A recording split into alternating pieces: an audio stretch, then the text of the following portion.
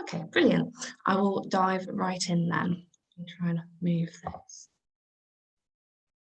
Okay, so in a treatise on insanity and other disorders affecting the mind, James Kells Pritchard, the British physician who famously developed the alleged condition of moral insanity, wrote of the behaviour of monomaniacs, patients suffering with a form of insanity in which, quote, some particular illusion or erroneous conviction is impressed upon the understanding, end quote.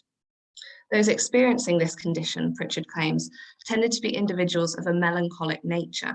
Their imagination, after sustaining some unexpected misfortune, fixes upon some particular circumstance of a distressing nature, and this becomes afterwards the focus around which the feelings which harass him concentrate themselves.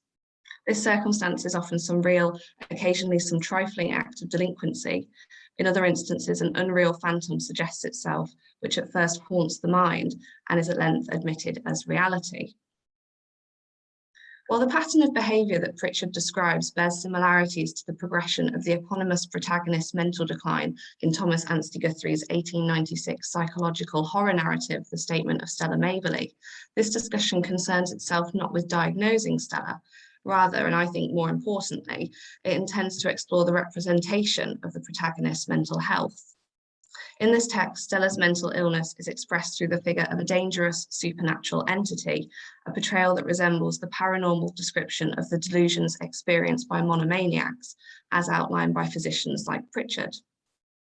The Statement of Stella Maberly, as we hopefully will see, illustrates Stella's mental deterioration through the introduction of an allegedly demonic presence, one which Stella believes to have possessed her friend Evelyn Heseltine. This demon, or this unreal phantom that haunts Stella's mind, and we must remember that crucially it is only Stella who sees and hears the demon, which she believes to have inhabited Evelyn's body, arguably represents Stella's mental illness. Stella's confused understanding of what is real and what is not, therefore, provides readers with a narrative in which reality and fantasy, or the exterior world and the interior psychological world, collide, ultimately enabling Guthrie to explore the tenuous relationship that our bodies may have, and do so often have, with our own minds. Guthrie's representation of Stella's troubled mind, one which illustrates mental illness as this kind of evil and destructive spectre, opens ways of exploring his interest in and understanding of late Victorian psychiatry and mental health. This fragile interaction between the body and the mind featuring throughout the Statement of Stella Maberly additionally presents itself in some of Guthrie's earlier and shorter stories, including Shutout, published in Longman's magazine in 1884, The Singular Case of Mr. Samuel Spoolin, published in Harper's New Monthly magazine in 1885, and The Statement of VM, which is kind of an unpublished manuscript which functions as a bit of a predecessor to Stella Maberly, and that was composed in 1888. You can't see that pictured on this slide, obviously, but it's in the edition of Stella Maberly, which is edited by Peter Merchant and is definitely worth a read, I think. So in my examination of Guthrie's conceptualization of mental health in the Statement of Stella Maberly, I also intend to pay attention to these previous narratives, more so to Shutout, which is the former of the three, than any of the others really, kind of in order to just demonstrate how they've anticipated Guthrie's 1896 novella and this kind of ongoing fascination with the often terrifying disconnect between the body and the mind, or this distortion between the real and the imagined. So I'm sure that there are many of you wondering who Thomas Anstey Guthrie even is. This very grainy picture on the left is probably not a very good start. So I think it's worth me pausing just a little bit to kind of introduce you to him and to the Statement of Stella Maberly, and to explain why my research is interested in this text. So born in Kensington on the 8th of August 1856, Thomas Anstey Guthrie was a popular, albeit now very much neglected, late Victorian author. He wrote under the pseudonym F. Anstey after a seemingly minor printing error was made by a magazine called Mirth in 1878, and he immediately rose to fame after the publication of his hugely successful Vice Versa, or A Lesson to Fathers, in 1882, in which a fantastical body swap takes place between a father and son. And if any of you have watched Freaky Friday, the one with Lindsay Lohan in, obviously a classic, that kind of has the sort of same body swap narrative, which is essentially like a very, very, very loose adaptation of Vice Versa. I'm sure you're all flocking to now put it on your to-watch list.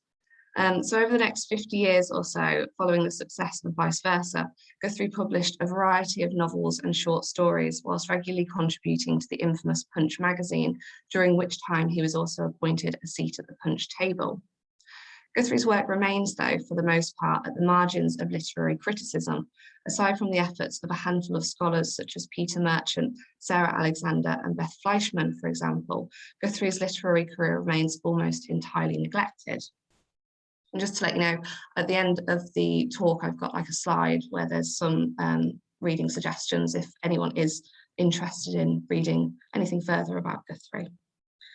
So kind of like bearing in mind how little attention has been paid to his work, my research focuses on rectifying this gap in literary scholarship. And in short, the project ultimately seeks to recover and re-examine Guthrie's life and literary career. One of the ways that I hope to do this, though, is by having a chapter that focuses on his adult fantasy fiction. And within that, I kind of want to examine how and for what purpose the ordinary and the extraordinary collide. So quite a few of these adult fantasy narratives fit within the category of comic fantasy, which is defined by Colin Manlove as a subgenre which introduces, quote, a socially disruptive supernatural element into the life of the contemporary, and we follow its effects on his life and his attempt to conceal or remove it, end quote. So you can imagine that in these sort of texts, there are kind of, hilariously unfortunate situations involving some sort of like helpless protagonist, hence the comedy aspect. But the intrusion of an assailant takes a much darker turn in the statement of Stella Mabley, as we see an invasion, or at least Stella sees an invasion, of a malevolent supernatural entity. Stories like the statement of Stella Mabley consequently serve as examples of Guthrie's deliberate amalgamation of the normal and the supernormal, the real and the fantastical, for the purposes of evoking fear and horror rather than comedy. And it's these texts that I'm kind of intending to focus on for a significant proportion of my exploration into Guthrie's adult fantasy literature. I want to find my mouse. I don't know where he's gone. Oh, there he is. So the statement of Stella Mabley, originally published as a text written by herself, opens with a quasi-autobiographical introduction. This preliminary note from the narrator and alleged author sees Stella recall how the following account documents the events leading up to her present incarceration, and she insists that she records the details before her memory fails her, immediately gesturing towards her unreliability as a narrator. She retrospectively returns to her childhood and recounts her temperament during this period of her life.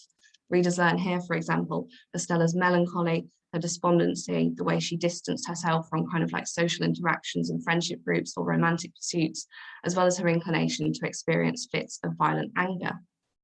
Several years later, Stella becomes a companion to one of her school friends, a woman called Evelyn Heseltine, and the pair live quite peacefully together for a while. But the arrival of Hugh Dallas, whom Stella believes to be Evelyn's romantic interest, seems to provoke jealousy. After an argument one night over Hugh's increasing visits to the house, Stella recommends that Evelyn take a sleeping draught, one which has potentially fatal side effects for those with heart conditions, just as Evelyn does. The following morning, after Stella has remembered this medical warning, she recalls in horror at her murderous thoughts and races to Evelyn's bedroom, only to find herself unable to wake her friend. Convinced that she's now killed Evelyn in all but deed, Stella bargains with any sort of deity to bring Evelyn back to life. And the subsequent reanimation of Evelyn prompts joy at first from Stella, quickly followed by dread. The only explanation for her revival seems to be that Evelyn must have been possessed by an evil spirit and consequently brought back from the dead. She's now plagued by this belief, so she goes on to describe the torment and harassment that she suffers at the hands of this demon and the subsequent accusations of insanity which she faces from those from whom she seeks help. Soon after, though, Evelyn and Hugh get married, much to Stella's horror, as you could imagine, and Stella visits Evelyn and Hugh at their new home, only to find Evelyn drastically altered. Readers may conclude that Evelyn's physical changes are due to her heart disease, which seems to have made her incredibly and possibly terminally ill, but Stella instead believes that the demon is kind of draining the life from her friend, so she takes it upon herself to strangle Evelyn in an attempt to remove the evil presence from her body. In his grief for his wife, Hugh subsequently commits suicide, at which point Stella's narrative ends as she finishes her written report imprisoned within an asylum. So recognised by contemporary reviewers as, quote, a study in madness, end quote, Stella's narrative presents itself, not least because of her introductory note, as a psychomedical narrative, arguably resembling a purported autopathography, a subgenre of literature detailing the effect of the author's illness on their life. The publisher additionally includes a preliminary note to the text, which further situates the story as an authentic account of Stella's life. The manuscript of this book, the publisher writes, was placed in my hands with an express stipulation that I should not reveal the writer's identity until or unless I received authority to do so. This ostensibly factual account, its authenticity seemingly corroborated by the publisher, recalls the type of quasi-autobiographical manuscript found in earlier Gothic narratives like that of Mary Shelley's Frankenstein or Bram Stoker's forthcoming Dracula, which was published obviously 1 year later. Stella opens her introduction with a declaration saying, "I, Stella Mabley, have determined to make a full statement of all of the circumstances in my life which have led me to commit an act that in itself would seem a crime deserving of nothing but condemnation. I shall write it rather for my own satisfaction than that of others, for there may be a time when, as has been the case before, my memory grows confused." Despite Stella's supposedly honest testimony here, she undoubtedly establishes herself as an unreliable narrator from the very beginning, as she recalls these experiences with her bouts of confusion, disorientation, and potentially even amnesia. These references appear to offer the first hint that Stella's purported manuscript is a psychomedical narrative, thereby building upon Guthrie's earlier attempt at writing an alleged autopathography in the Statement of VM. This shorter, earlier piece reads even more so like an autopathography, describing itself as a statement of a patient residing at Bethnal House Asylum. And just like Stella, the Statement of VM's protagonist, Violet, starts her statement with a declaration, writing that she promises a detailed account of the difficulties and misery that I had to contend with during the time that I was so troubled by the hearing of the voices at least some of dear relatives whom I knew were dead. In these initial lines, as in the opening paragraph to Stella's narrative, the auditory hallucinations that Violet suffers with situate her illness as the focal point of the text, emphasizing its purpose as an alleged autopathography. So it's worthwhile noting that the interest in mental illness running throughout these narratives likely derives from two sources very close to home. One of these, and certainly the more distressing of the two, was the mental deterioration and decline of Guthrie's father in the final months of 1888, the same year that Guthrie composed the Statement of VM. Guthrie's diaries record several upsetting incidents involving his father's mental agitation and confusion during this time. On the 4th of November 1888, for example, he writes that he found his father getting up and dressing at 7 a.m. and found asleep in dining room, wanting to know who that was in the chair, a vacant one, forgetting names. The following day, on the 5th of November, he records how his father, while with him in a park, observes his son burying his father. On the 16th of November, Guthrie writes P complaining that he was fancying himself in a strange house. And in a final entry on the 25th of November, we have P gloomy again, inclined to self-accusation. With his father's deterioration in mind, as Peter Merchant has explained, it is perhaps not so surprising that Guthrie's The Statement of VM and the later Stella Mabley should have been interested in hallucinations and in what happens when all distinction disappears between reliable report on the one hand and fabrication or false memory on the other. On a far more positive note, though, Guthrie's interest in psychiatry and mental health was also influenced by the work of his younger brother Leonard, who was, by the time of the end of his medical career, which was also at the time of his death, an established paediatrician and neurologist. In fact, around the same time that Guthrie was finishing Stella's unpublished predecessor in 1888, Leonard was actually appointed as a physician at the Paddington Green Children's Hospital and at the Regent's Park Hospital for Nervous and Epileptic Diseases. Leonard's position undoubtedly influenced the Statement of VM.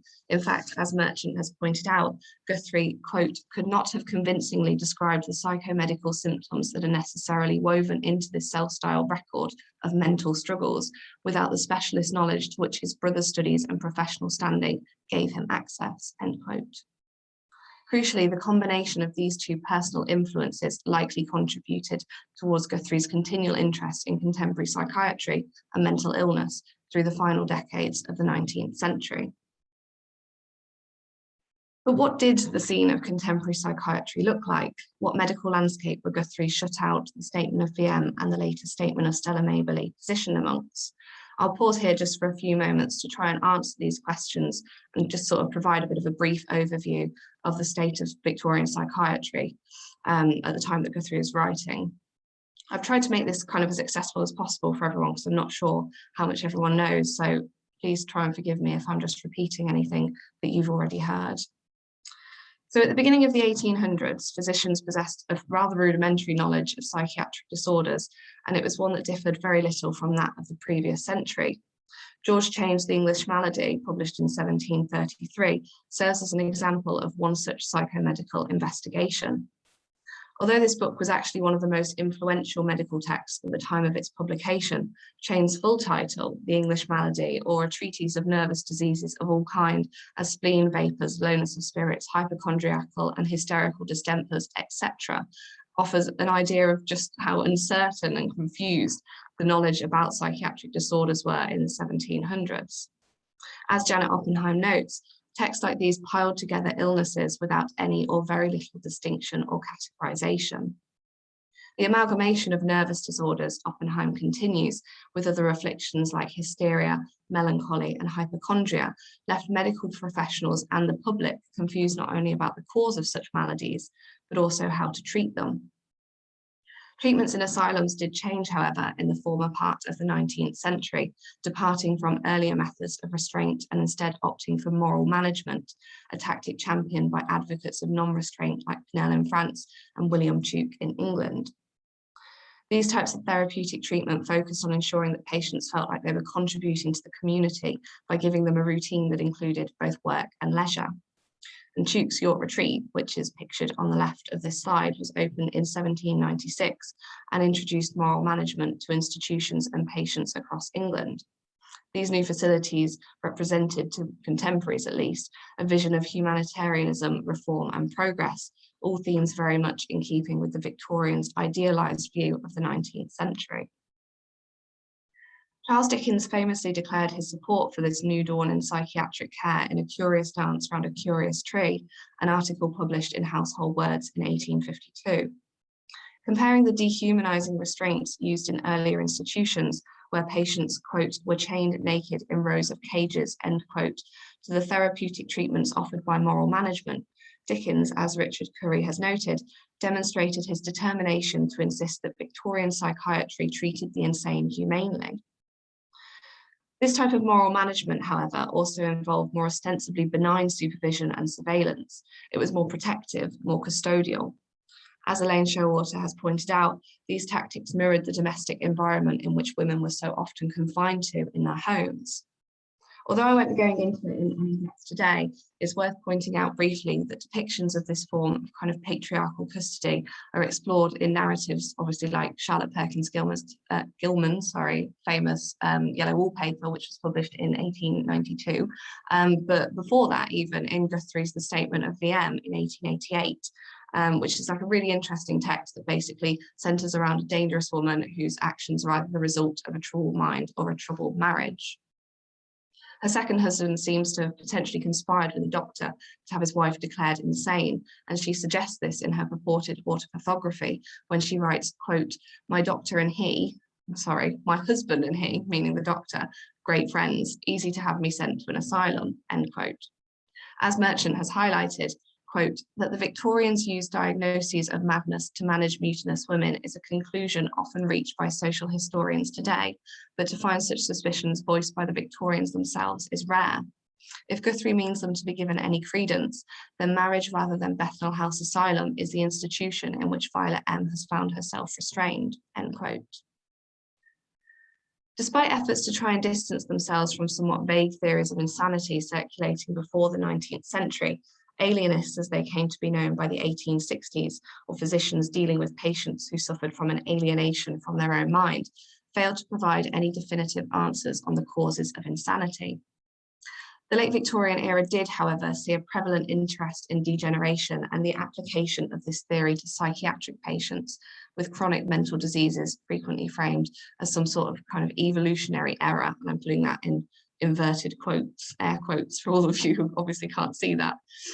This is something we'll come back to soon, though, when we look at Stella's allegedly inherited madness. So hopefully this brief tour of Victorian psychiatry kind of helps to frame the narratives that we're looking at today. But I think it's also important to note how the continual uncertainty and the lack of understanding surrounding psychiatric disorders appears to influence Guthrie's illustration of mental illness in the Statement of VM and the Statement of Stella Mabley. He kind of represents it as this incomprehensibly fluid, shape-shifting presence that plagues the human mind, a condition that is without a definite origin or explanation, and something that sits between a visible and physical kind of physiological problem, or a psychological or an invisible and intangible one. Its indeterminacy, at least for Guthrie, I would argue, helpfully contributes towards his supernatural depiction of madness. So in the opening pages of the narrative, Guthrie immediately dives into an exploration of mental illness and builds upon these earlier hints of Stella's psychiatric distress, which are alluded to in the introductory declaration.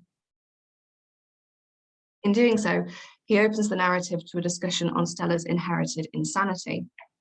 As Kelly Hurley has explained, heredity was considered, to Victorian physicians at least, as an invisible source of contamination. Indeed, diseases, physical, mental, and moral, were perceived as transmissible from parent to child.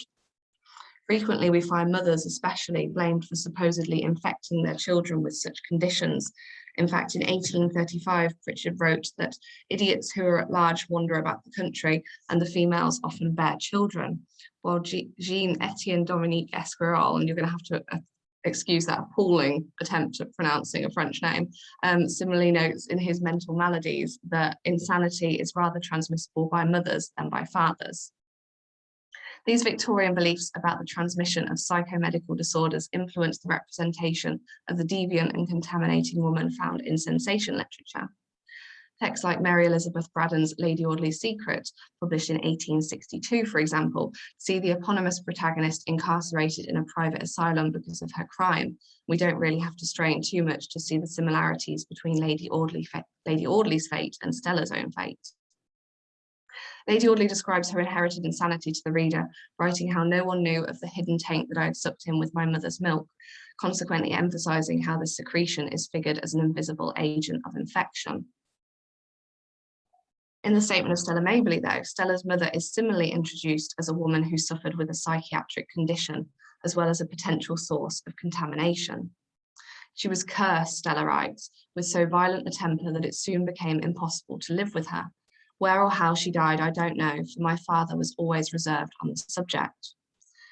Gesturing towards the seemingly supernatural illness haunting her mother's mind, Stella subsequently defines her own similar temperament, noting how she was a difficult child to deal with, possessed as I was at times by twin demons of jealousy and sullenness. She admits that she was capable of rebellious rages so violent that they left me when their force was spent, weak and exhausted, for hours afterwards. In the Mabley family, the apple appears to fall not very far at all from the tree. Indeed, Victorian beliefs surrounding, what I meant to say actually, is that she seems to have inherited the curse of her mother's madness. While this undeniably highlights Victorian beliefs surrounding inherited insanity, the use of such language pertaining to the supernatural not only introduces the novella as a Gothic text, but it simultaneously establishes mental illness as a supernatural force or entity which actively possesses the victim, thereby aligning it already with the demonic. Although Stella does not appear to make this sort of connection between her mother's mental state and her own, Stella's father certainly does. To him, her behaviour is so similar that Stella once recalls him begging, God grant she may not grow up like her mother, clearly emphasising his concerns regarding their similarities and alluding to Stella's inherited psychiatric condition. Stella's forthcoming mental distress is further anticipated upon her arrival at Tanstead, the house in which she comes to live with her friend Evelyn. Stella's description of the house presents readers with a sort of classically Gothic scene. Through a gateway and under an ivy-covered arch, Tanstead House was a delightful old Tudor or Caroline mansion. There's a wildness to the image of this entrance to the mansion overgrown with ivy, a wildness that seems to foreshadow an unruliness and lack of control in Stella's own mind. And inside the house, Stella goes on to record, Evelyn took me up at once to a pretty chintz-hung bedroom opposite her own. The chintz in Stella's bedroom, this multicoloured cotton fabric with a vibrantly busy florid pattern, arguably recalls the florid arabesque found in Charlotte Perkin Gilman's The Yellow Wallpaper. Detailing this similar decor potentially serves as a way to predict how the statement of Stella Maberly intends to also introduce the protagonist's mental delusions and mental decline. It anticipates, therefore, how Stella is another schizophrenic text, a term used by Gabrielle Ripple to describe Gilman's short story. In Carol Margaret Davidson's discussion on The Yellow Wallpaper, she notes how the wallpaper metamorphizes from an apparently simple monstrosity to a deeper, more complex vision of horror as the female protagonist continues on her mental decline. The chintz in Stella's bedroom arguably threatens to bear similarities to this phantasmagorical, transformative wallpaper in Gilman's story, which moves from being inanimate to animate, crucially foreshadowing Stella's delusions about the reanimation of her ostensibly deceased friend and ultimately gesturing towards her own forthcoming mental decline. At the beginning of the narrative, Guthrie shows how Stella is aware of her turbulent mental health and the battle that she continually faces with her own mind. In fact, she even documents how her black moods were a paralyzing force which would not relax by any effort of her own will. The concept of one's will, as Oppenheim notes, was one which, quote, virtually all Victorian and Edwardian attitudes towards mental health and illness were constructed, end quote. Indeed, those suffering with mental disorders were considered to be incapable of controlling their minds in some way. The sufferer was believed to lose all ability to regulate thought, feeling, or conduct, and the power to govern instinctual drives. Stella's description of this paralyzing force that overcomes her, though, reveals the tenuous and volatile relationship that she has with her own mind. By admitting her inability to control such feelings, she dismisses the concept of will and exposes the reality of the struggle felt by patients suffering with mental health conditions. When Stella's demons were not aroused, she describes herself as a natural, bright, impulsively demonstrative child. Here, Stella's split personality is kind of reminiscent of the duality found in Robert Louis Stevenson's The Strange Case of Dr. Jekyll and Mr. Hyde, published in 1886. The horror that Jekyll experiences as he considers his, quote, other self, end quote, is similarly noted throughout Stella's recollection of her relapses. Indeed, both Jekyll and Stella are in some way possessed by a power that seems to transform them into someone else entirely. In the moments when Stella is plagued by her uncontrollable and obsessive thoughts, she admits to nursing her mental attitude until it was an absorbing and imperative necessity to find fresh food for it. Stella's suggestion that she nurses these beliefs figures her as their mother. They are, to borrow Shelley's phrase, Stella's hideous progeny. Feeding such thoughts kind of anthropomorphizes them. Like children, they require fueling, but like children, of course, the more they are fed, the bigger and the stronger they grow. Despite Stella's understanding of her own fragile mental health, it is only following the death, or the alleged death, we should probably say, of Evelyn that mental illness becomes embodied within the narrative as a demonic spectre, rather than it just being gestured towards. This is the point in the narrative in which the visual and auditory hallucinations, as well as the paranoid delusions, begin to plague Stella. Upon finding what appears to be Evelyn's corpse, and horrified at the way in which she has allowed her friend to take a potentially fatal sleeping draught, Stella recalls how, in a moment of reckless raving, I besought whatever power there might be, good or evil, angel or devil, on earth or in hell, that heard me, to come to my aid now in my desperate extremity, and make that which was dead alive. While I still knelt, the sun rose and shot a level ray of crimson gold into the room, suffusing Evelyn's pale, pure face with the hue of life and health. It's a little ironic that Evelyn's reanimation appears almost angelic in these first few moments, considering how quickly Stella becomes convinced of Evelyn's demonic possession. In fact, only a short while later, as the pair have breakfast together, Stella notes how Evelyn has drastically changed, noting that she had at last recovered her appetite. I had already noted that Evelyn was eating more heartily than I ever remembered to have seen her, and with a daintily sensuous enjoyment. Evelyn appears to confirm Stella's suspicions about her physical appetite, stating that she feels, quote, ravenous, end quote. This voracious appetite recalls the hunger felt by the unfortunate protagonist of one of Guthrie's earlier, shorter narratives, The Singular Case of Mr. Samuel Spaulding. In this short story, readers learn how Samuel has been demonically possessed by two rowdy and unmanageable demons, one of whom is called Bimbo, and who, as Samuel explains, is incredibly particular about what Samuel eats. The insatiable appetite demonstrated by both Samuel and later Evelyn borders on the bestial and the inhuman, so much so, in fact, that Evelyn is even described as a different creature, crucially dehumanizing her because of her newfound appetite. In her discussion on food, eating, and the Gothic body, Elizabeth Andrews considers how certain appetites, like starvation, for example, or cannibalism, both control and transform the body in Gothic texts. In the 18th century Gothic novel, the villain's physical and sexual appetite was, according to Andrews, excessive. It drove him to take possession of his victims' bodies. Texts like Matthew Lewis's The Monk from 1796 certainly attest to this claim. Indeed, the villainous monk from Lewis's novel Ambrosio seeks to control his female victims as he assaults and kills them. While the demonic Evelyn does not attempt to possess Stella physically, Stella does believe that Evelyn plagues her psychologically. The voracious appetite exhibited at the breakfast table kind of arguably anticipates, therefore, at least to Stella, Evelyn's desire to torment and control Stella's mind. It's also worth pointing out that when Stella notes Evelyn's increased hunger, she subtly alludes to Evelyn's other newly awakened physical desires. In fact, while Evelyn was once described as, quote, too spiritual somehow to be associated with earthly passion, end quote, she now consumes food with this sensuous enjoyment. These changes in Evelyn, these recently discovered physical appetites, arguably hint at a newfound sexual interest too, and indeed her subsequent pursuit of Hugh Dallas seems to confirm this.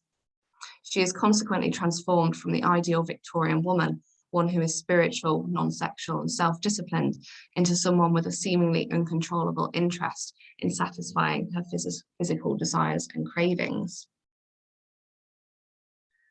Evelyn's new self, or rather the spectre of Stella's mental illness, taunts and harasses Stella as the narrative continues, taking the form of delusions and hallucinations. By night, for example, Stella recalls how the, quote, evil mocking spirit, end quote, using Evelyn's body, glided into my room and stood by my bedside, like some lovely apparition in her white robe and with her fair hair floating loose about her shoulders. She bent over me in the attitude of a guardian angel, but the mocking curve of her lips and the sinister glitter in her eyes told me that the mask was dropped. This vision of Evelyn is so obviously steeped in the paranormal, even the way that she enters Stella's bedroom signals an association with the supernatural, reminding readers of the unrestrainable movements of vampires and of ghosts. Stella herself knows that the supernatural has no boundaries, saying, quote, I did not dare to lock my door because I knew that it would be but a vain protection, end quote. Crucially, though, it is not merely the physical intrusion that Stella cannot control, rather it is the psychological one. Stella's obsessive and irrepressible thoughts, as she herself calls them, are perceived as uncontrollable, and thus this illustration of Evelyn's invasion into Stella's room also visualizes the way in which Stella's psychological delusions penetrate her own mind. The description of Evelyn's mocking smile, kind of as a bit of a side note, additionally reinforces this supernatural and dangerous quality about her. It arguably recalls the cruel smile exhibited in Dorian Gray's uncanny portrait. Continuing on with her record of the torment that she has endured and simultaneously highlighting to readers the extent of her psychological condition, Stella says, Evelyn would sit by my pillow and whisper the most appalling threats and jibes in my reluctant ear. She would tell me with dreadful triumph that it would not be long before, thanks to her, I should be driven across the narrow line that still divided me from madness. She would recall every act or speech of mine during the previous day that was capable of being distorted into evidence of mental disease and gloat over my progress towards insanity. The auditory hallucinations outlined in this passage recall Guthrie's previous efforts to detail his female protagonist's mental disorientation and decline in the statement of VM.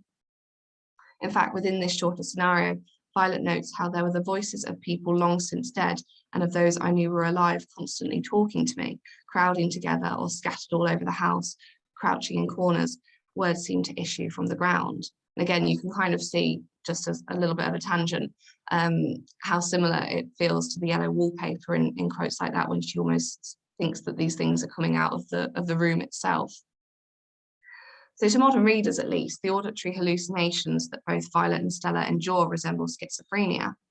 According to neurologists, hallucinations, particularly auditory ones, are one of the most salient positive symptoms in schizophrenia.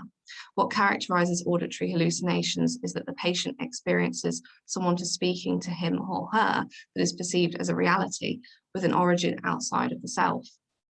But the diagnosis is not really crucial, to be honest. Rather, it is the fact that Stella experiences these perceptions as though they were real, clearly demonstrating how there is a miscommunication in her own mind between what she believes to be real and what is actually true.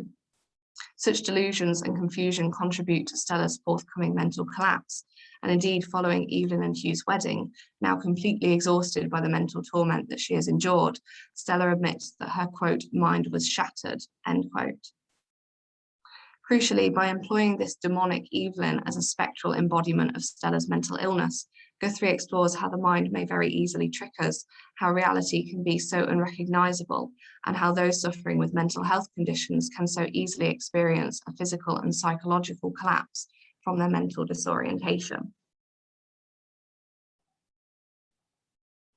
So I'd like to turn now to two earlier examples of Guthrie's interest in the strained relationship that the body can have with the mind, as illustrated within Shutout, which was originally published in June 1884 in Longman's magazine, and the singular case of Mr. Samuel Spoolin, published in Harper's New Monthly magazine in 1885.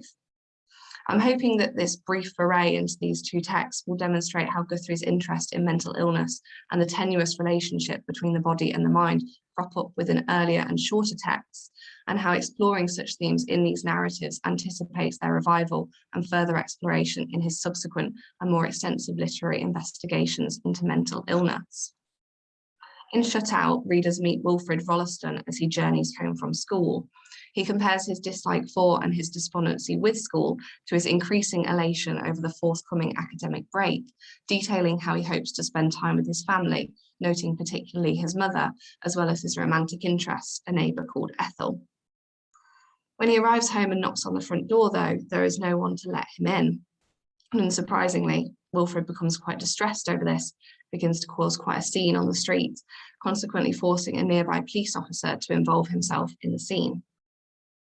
The police officer tells the man to move on, at which point Ethel, now a woman, emerges from the house next door and says that she knows, or at least knew, the dishevelled man when he was a young boy.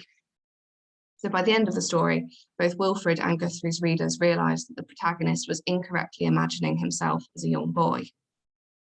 Although Shutout was published 2 years before the manuscript of the Statement of VM was drafted, Guthrie was certainly already keen to play around with an exploration into mental deterioration. And in doing so, he offers readers a character whose mind is confused, whose present is distorted with the past, and whose reality is warped by a sort of fantasy. These traits are all, as we have seen, presented in Guthrie's later statement of Stella Maberly, but the difference obviously lies primarily in the delusions experienced by Wilfred and Stella, respectively. So Wilfred, like Stella, establishes himself as an unreliable character from the beginning of the story. As he walks through the city, we learn that a few moments ago he was scarcely conscious of where he was or where he meant to go, signalling to readers that he suffers with bouts of disorientation and confusion, like those outlined in Stella's introductory note. Further gesturing towards Guthrie's early interest in mental health, the narrator continues to explain how Wilfred has been prone to fits of heavy and causeless depression, periods in which he struggles to lift the cloud from his brain. He even goes so far as to describe his difficulties as a demon which possessed him and drove him to wound those who loved him and whom he loved, thereby experimenting with and foreshadowing the representation in Stella Maberly of mental illness as a supernatural and uncontrollable force. Undeniably, Wilfred and Stella appear to experience similar feelings throughout their childhood. Indeed, Beth Fleischman points this out in her thesis when she considers how both characters are similarly, quote, doomed from childhood to a life of misery and mental instability, end quote. Interestingly, Guthrie's posthumously published autobiography called A Long Retrospect, and that was published in 1936, 2 years after he died, recalls similar feelings of discontent before he was sent to school. Here, Guthrie writes, I can remember moods of quite causeless depression and discontent with things in general that took possession of me at times, when it seemed to me that this world I found myself in was a rather wearisome affair. This retrospective description of his own personal feelings at the time arguably bears similarities to those voiced by Wilfrid at the beginning of Shutout, suggesting that Guthrie may have possibly woven in some of his own feelings from his childhood into his late Victorian fictional narrative. After being ushered along by the passing police officer, Wilfrid realises the extent of his disorientation when he sees his family home as it now truly appears for the first time in years.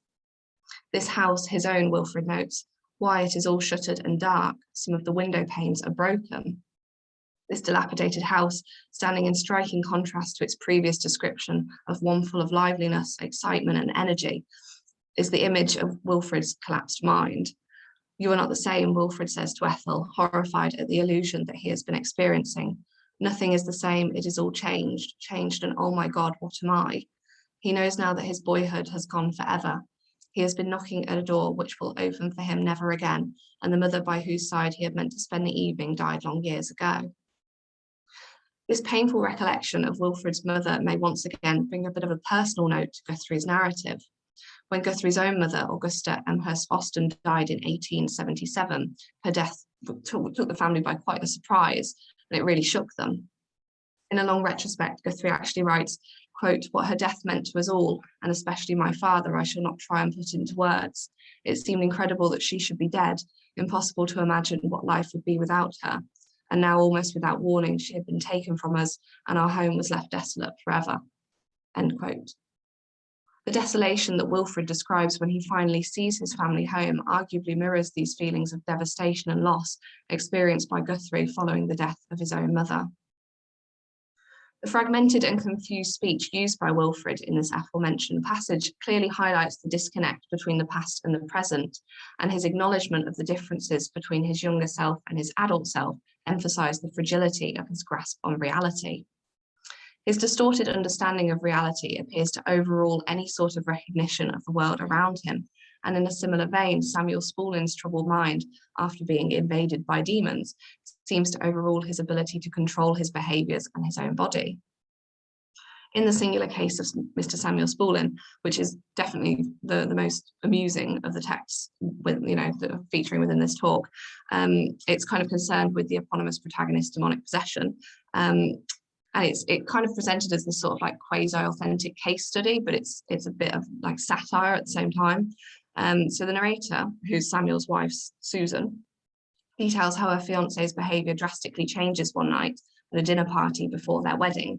He shouts at Susan in front of their friends, drinks and eats excessively, and is rowdy and unmanageable. After several days, Samuel apologises to Susan and explains that he has been possessed by 2 demons. How it happened, I don't know, Samuel admits, but as certain as I sit here talking to you, they have taken possession of me.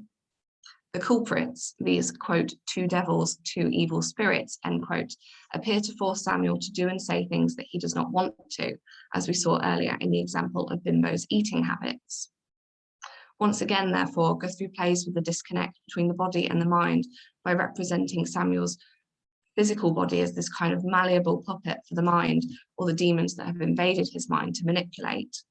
This concept of the mind playing tricks upon the body, as we have seen, is something that reappears just over a decade later, a little over then, in Stella Maberly. So just to sum up with a few brief points and not witter on for too much more of your Saturday evening. What I've hoped to unpick today, at least a little bit anyway, are the ways in which Guthrie attempts to understand, explore and represent contemporary psychiatry and mental illnesses within his psychomedical fiction written at the end of the 19th century.